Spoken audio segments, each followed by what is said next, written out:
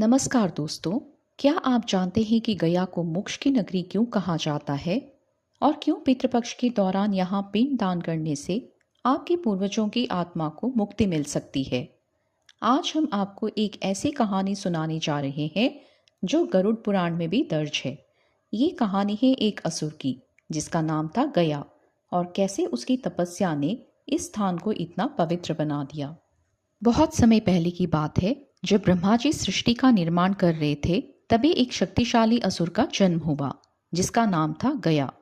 गया बहुत ही बलशाली और पराक्रमी था, लेकिन उसके मन में हमेशा से भगवान विष्णु के लिए गहरी भक्ति थी। वो अपनी मुक्ति और सभी जीवों के कल्याण के लिए घोर तपस्या करने लगा। जब भगवान विष्णु गया की तपस्या से प्रसन्न हुए तो उन्होंने उसे दर्शन दिए और वरदान मांगने को कहा। गया ने एक अनोखा वरदान मांगा। उसने कहा, प्रभु, मुझे एक ऐसा वरदान दीजिए कि जो भी मेरे शरीर को स्पर्श करे या जो भी मेरे सामने आए उसके सारे पाप धुल जाए और उसे मोक्ष मिल जाए। भगवान विष्णु ने तथास्तु कहा। इस वरदान के बाद जो भी पापी या अपराधी गया के संपर्क में आता उसके सारे पाप धुल जाते और वो सीधे स्वर्ग चले जाते।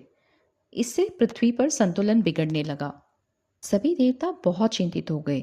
वे भगवान विष्णु के पास गए और उनसे इस समस्या का समाधान करने की प्रार्थना की।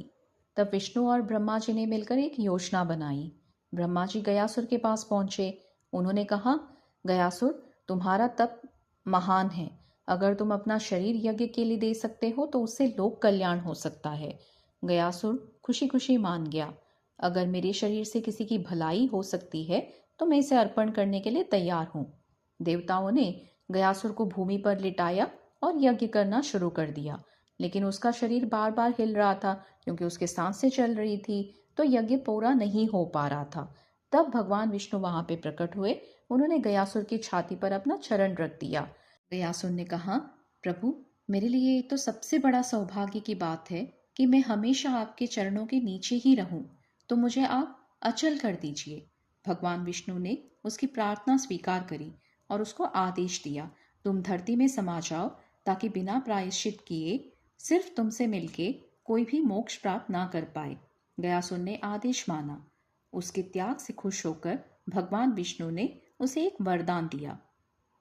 मरने से पहले गया ने भगवान विष्णु से अंतिम वरदान मांगा। उसने कहा, प्रभु, मेरी मृत्यु के बाद मेरे शरीर को एक पवित्र स्थान बना दीजिए। जो भी यहाँ श्राद्ध कर्म या पिंड दान करने आएगा उसके पूर्वजों को मोक्ष मिले और वो जन्म मृत्यु के चक्र से मुक्त हो जाए।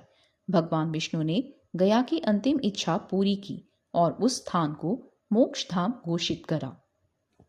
यही कारण है कि आज भी गया को सबसे पवित्र स्थानों में से एक माना जाता है। यहाँ भगवान विष्णु गदाधर के रूप में निवास करते हैं ताकि वे सभी को मोक्ष प्रदान कर सके। गरुड़ पुराण के अनुसार यहाँ पिंड दान करने से न केवल पूर्वजों को सद्गति मिलती है, बल्कि परिवार के 108 कुलों और 7 पीढ़ियों को भी मोक्ष प्राप्त होता है।